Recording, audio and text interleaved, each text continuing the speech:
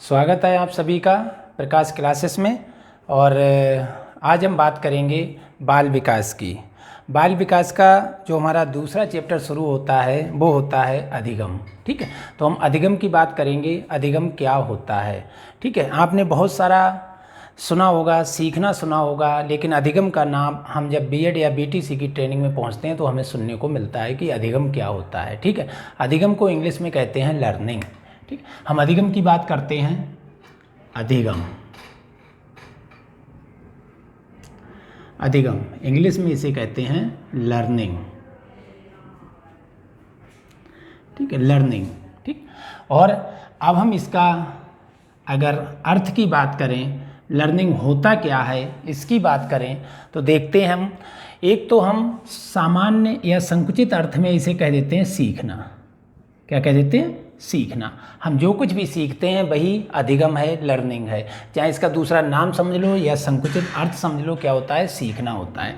ठीक है, दूसरी चीज़ होती है व्यवहार में परिवर्तन। व्यवहार में परिवर्तन, व्यवहार में परिवर्तन क्या होता है? सीखना होता है या अधिगम होता है। ठीक है, तो पहली बात सीखना और दूसरा है व्यवहार में परिवर्तन। अब व्यवहार में परिवर्तन भी दो प्रकार का होता है हमारे व्यवहार में परिवर्तन। एक स्थायी परिवर्तन और दूसरा अस्थायी परिवर्तन। स्थायी परिवर्तन, ठीक है, और दूसरा होता है अस्थायी परिवर्तन। अस्थायी परिवर्तन, ठीक है, ये हमारा। अब स्थायी परिवर्तन में तीन शब्द आप जरूर याद कर लें। कौन कौन से होते हैं? पहला होता है अनुभव, अनुभव, और दूसरा है हमारा अभ्यास, अभ्यास, और तीसरा शब्द है प्रशिक्षण। तीसरा शब्द है प्रशिक्षण। ठीक है, तीन शब्द हैं हमारे। पहला अनुभव, दूसरा अभ्यास और तीसरा प्रशिक्षण। इन तीनों द्वारा हमें स्थायी परिवर्तन होता है, व्यवहार में स्थायी परिवर्तन होता है। अस्थायी परिवर्तन कैसे होता है? मान लीजिएगा बीमार हो जाने से, आदमी बीमार हो गया, ठीक है, तो उसके व्यवहार में अस्थायी परिवर्तन हो जाता है। कहीं चोट लग जाती है, डर है, भय है, भय, ठीक है, हमारा स्थायी परिवर्तन है। ठीक है, संवेग है हमारे, संवेग हैं, ठीक है, मूल प्रवृत्तियां हैं, मूल प्रवृत्तियां, मूल प्रवृत्तियां हैं, और इसके साथ साथ परिपक्वता, परिपक्वता, ये भी हमारी किस में आती है? अस्थायी परिवर्तन में आती है। परिपक्वता को जरूर याद रखेंगे, किस प्रकार का परिवर्तन है?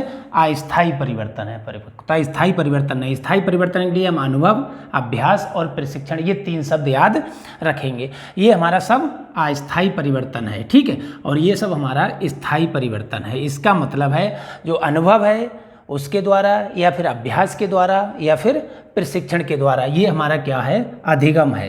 ये क्या है? अधिगम, अधिगम है, ये अधिगम है। और ये क्या है हमारा? अगर इस प्रकार से कोई अस्थायी परिवर्तन होता है तो उसे हम कहते हैं अधिगम, अधिगम नहीं है, ये अधिगम नहीं है। क्लियर हो गया?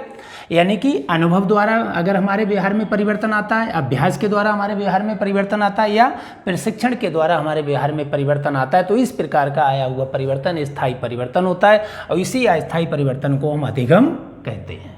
ठीक है, अगर अस्थायी परिवर्तन किसी भी प्रकार से होता है, इनके अलावा और भी किसी प्रकार से होता है, तो वो हमारा अस्थायी परिवर्तन में आता है। अब कैसे होता है इसे हम देख लेते हैं एक बार।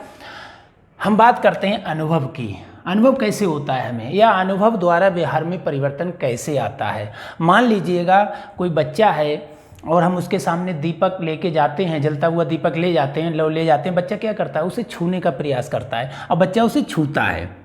छूने के उपरांत क्या होता है? वह जल जाता है। ठीक है, अब जल जाता है, फिर हम दोबारा अगर फिर से उसके सामने दीपक लेके जाते हैं तो बच्चा उस दीपक से छूने की बजाय क्या होता है, दूर भागता है। तो जब दूर भागता है तो हम क्या कहते हैं, उसने पहले जो उसे छुआ था उससे उसे ये अनुभव हो गया कि इसे अगर छुएंगे तो हम जल जाएंगे, तो दोबारा उसे नहीं छूता है। इस प्रकार उसके व्यवहार में परिवर्तन हो जाता है। जिस चीज़ के प्रति उसका आकर्षण था अब उस चीज़ के प्रति उसका प्रतिकर्षण हो गया, यानी कि उसके व्यवहार में परिवर्तन हो गया। ठीक है, तो ये व्यवहार में परिवर्तन हो जाता है। अभ्यास द्वारा व्यवहार में परिवर्तन कैसे होता है, कहावत सुनी होगी आपने, करत करत अभ्यास थे जड़ मत हो सुजान, रस्सी आवत जात थे सिर पर पड़ निशान। यानी कि बार बार अभ्यास करने से, किसी चीज़ को बार बार दोहराते हैं, किसी क्रिया को हम बार बार दोहराते हैं, लगातार करते रहते हैं, कंटिन्यू करते हैं, तो क्या होता है, बार बार करने से वह हमारे व्यवहार में आ जाती है, आदत हमारी बन जाती है और हमारे व्यवहार में परिवर्तन होता है। तो इस स्थायी परिवर्तन को हम क्या कहते हैं, अधिगम कहते हैं, इसे हम अधिगम कहते हैं। दूसरा, प्रशिक्षण। अब किसी व्यक्ति को अगर कोई प्रशिक्षण दिया जाता है, उसे ये समझाया जाता है सही क्या है और गलत क्या है। अगर मान लीजिएगा ए और बी है, ये दो चीज़ें हैं। अब इसमें हमने बच्चे को बता दिया कि ए सही है और बी गलत है, ए सही है और बी गलत है। अब उसके सामने इस बात का हमने उसे प्रशिक्षण दे दिया कि ये बात सही है और ये बात गलत है। अब दोबारा उसके सामने कभी भी ये बातें आती है तो वो तुरंत उसे पकड़ लेता है कि ये सही है और बी गलत है। ठीक है, तो ये क्या है, प्रशिक्षण है। या प्रशिक्षण में हम बच्चे को बता देते हैं कि ए से एप्पल होता है। ठीक है, तो बच्चा एप्पल देखता है, उसे ए याद आ जाता है, तो ये क्या है, प्रशिक्षण है। यानी कि उसे इस चीज़ का प्रशिक्षण दिया गया, तो ये अधिगम है, उसके व्यवहार में परिवर्तन होता है, तो इसे हम अधिगम कहते हैं। अब बात आती है कि अधिगम की शुरुआत क्यों होती है, अधिगम या सीखना प्रारंभ कहाँ से होता है। तो देखेंगे इसे हम, अधिगम अगर हम ले लेते हैं तो इसमें क्या होता है, मान लीजिएगा कोई पर्सन है, ये कोई व्यक्ति है। ठीक है, व्यक्ति है। अब ये सीखना प्रारंभ क्यों करेगा, क्या आवश्यकता होगी, तो इसकी कोई न कोई आवश्यकता अवश्य होगी। क्या होगी, इसकी नीड होगी, एक आवश्यकता होगी। अब एक से अधिक भी आवश्यकताएं हो सकती हैं, हमारी एक से अधिक आवश्यकताएं, तो हम क्या करेंगे, किस आवश्यकता की पूर्ति हमें पहले करना है। तो कोई पर्सन है, पर्सन की आवश्यकता है, अब उसे आवश्यकता के लिए क्या करना पड़ेगा, बहुत सारी अनुक्रियाएं करना पड़ेगा, वेरियस रिस्पॉन्स उसे करना पड़ेगा। मान लो ये अनुक्रिया की, ये अनुक्रिया की, ये अनुक्रिया की, ये अनुक्रिया की, ये इस प्रकार से उसे बहुत सारी अनुक्रियाएं करता है व्यक्ति। ठीक है, यानी कि इस आवश्यकता की पूर्ति के लिए व्यक्ति क्या करता है, तरह तरह की अनुक्रियाएं करता है। ठीक है, अब इसमें इन अनुक्रियाओं के फलस्वरूप क्या होता है, जब व्यक्ति अनुक्रियाएं करता है तो उसे बहुत सारी बाधाएं आ जाती हैं, ये बैरियर्स आ जाते हैं। ठीक है, अब ये बैरियर्स आ गए, कोई भी किसी भी समस्या का समाधान बगैर बैरियर के नहीं मिलता है। हम जब भी किसी काम को करते हैं या किसी चीज़ को सीखते हैं तो हमें कोई न कोई बाधा उत्पन्न जरूर होती है। अब ये बाधा उत्पन्न होती है तो इस बाधा को दूर करने के लिए हम क्या करते हैं, इस बाधा को दूर करने के लिए हम फिर वही अपनी अनुक्रियाओं पर अडिग रहते हैं, अनुक्रियाएं लगातार करते रहते हैं, फिर कोई करेक्ट अनुक्रिया हो जाती है।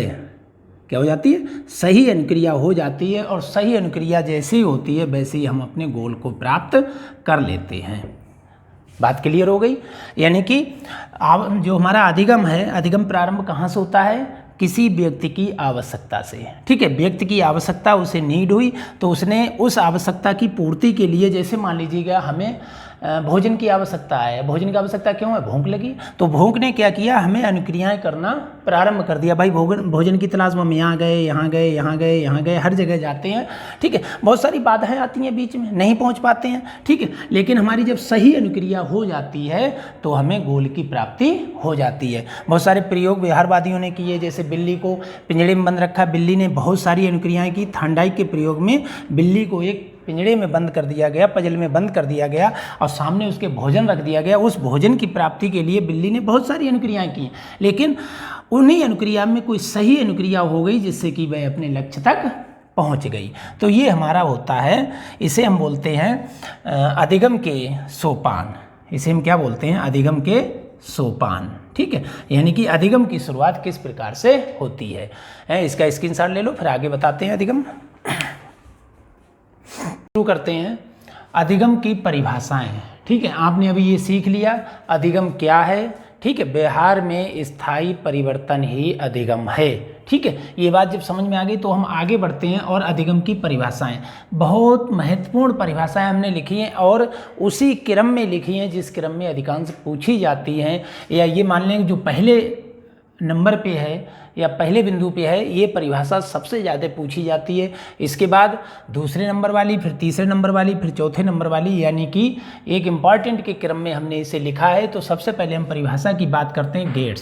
गेट्स ने क्या कहा था, कहीं कहीं गेट्स या और अन्य लिख देते हैं, तो गेट्स ने क्या परिभाषा दी थी कि सीखना अनुभव द्वारा व्यवहार में परिवर्तन है। सीखना क्या है, अनुभव द्वारा व्यवहार में परिवर्तन है। अभी हमने बताया था तुरंत कि अनुभव द्वारा व्यवहार में परिवर्तन कैसे है, आग को छूता है बच्चा, दोबारा में उसे नहीं छूता है, उससे दूर भाग जाता है, तो ये उसे क्या है, पहली बार में उसे अनुभव हो गया कि ये चीज़ छूने वाली है या नहीं है। ठीक है, तो अनुभव द्वारा व्यवहार में परिवर्तन ही सीखना है। किसकी परिभाषा है, गेट्स की। याद रखें गेट्स की परिभाषा क्या है, अनुभव द्वारा व्यवहार में परिवर्तन ही सीखना है।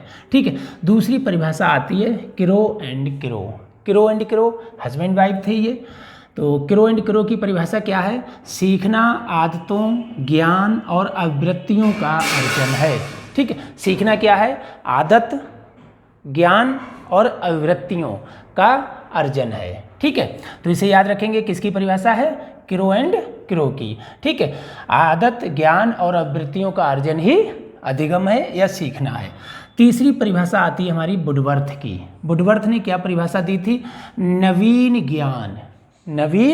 ज्ञान यानी कि नया ज्ञान और नवीन प्रतिक्रियाओं का अर्जन, नए ज्ञान और नई प्रतिक्रियाओं का अर्जन करने की प्रक्रिया ही सीखने की प्रक्रिया है। ठीक है, नई नई चीज़ों का ज्ञान और नई नई चीज़ों के प्रति प्रतिक्रिया करना ही हमारा सीखना है, अधिगम है। किसकी परिभाषा है, वुडवर्थ की। ठीक है, इसके बाद एक गिलफोर्ड की परिभाषा है कि व्यवहार के फलस्वरूप व्यवहार में आया परिवर्तन ही अधिगम है। व्यवहार के फलस्वरूप यानी कोई व्यवहार अगर हमने किया है, ठीक है, उस जो व्यवहार हमने किया है, जो अनुक्रिया की है, जो व्यवहार हमने किसी के प्रति किया है या किसी वस्तु के प्रति या किसी व्यक्ति के प्रति हमने किया है, तो इस व्यवहार के फलस्वरूप या इस व्यवहार के बाद हमारे पहले के व्यवहार में जो परिवर्तन आता है उसे हम अधिगम कहते हैं। समझ में आ गई बात, यानी कोई हमने नया व्यवहार किया है, उस व्यवहार के कारण या वो व्यवहार करने के बाद हमारा जो पहले का व्यवहार है उसमें कोई परिवर्तन हो जाता है, तो हम क्या कहते हैं कि ये अधिगम है। ठीक है, अब इसके बाद आती है कि हम अधिगम को पूर्ण रूप से कह सकते हैं कि अधिगम एक ऐसी मानसिक क्रिया है, अधिगम एक ऐसी मानसिक प्रक्रिया है। क्या है, मानसिक प्रक्रिया। अधिगम एक ऐसी मानसिक प्रक्रिया है जिसके द्वारा व्यक्ति परिपक्वता की ओर बढ़ते हुए, यानी कि इस अधिगम के माध्यम से व्यक्ति क्या है, मानसिक प्रक्रिया के माध्यम से परिपक्वता की ओर बढ़ता है। किधर बढ़ता है, परिपक्वता की ओर बढ़ते हुए, अपने अनुभवों का लाभ उठाते हुए, परिपक्वता की ओर बढ़ते हुए और अपने अनुभवों का लाभ उठाते हुए अपने व्यवहार में परिवर्तन एवं परिमार्जन करता है। ठीक है, अपने व्यवहार में क्या करता है, परिवर्तन और परिमार्जन करता है। व्यवहार में परिवर्तन होता है और लगातार परिमार्जन होता है। तो इसे हम अधिगम को हम स्पष्ट रूप से कह सकते हैं कि अधिगम एक ऐसी मानसिक प्रक्रिया है जिसके द्वारा व्यक्ति परिपक्वता की ओर बढ़ते हुए तथा अपने अनुभवों का लाभ उठाते हुए अपने व्यवहार में परिवर्तन एवं परिमार्जन करता है। तो ये हमारा अधिगम के बारे में कुछ महत्वपूर्ण चीज़ें थी जो हमने आपको बता दी। आगे आपको अधिगम सिद्धांत पढ़ाए जाएंगे।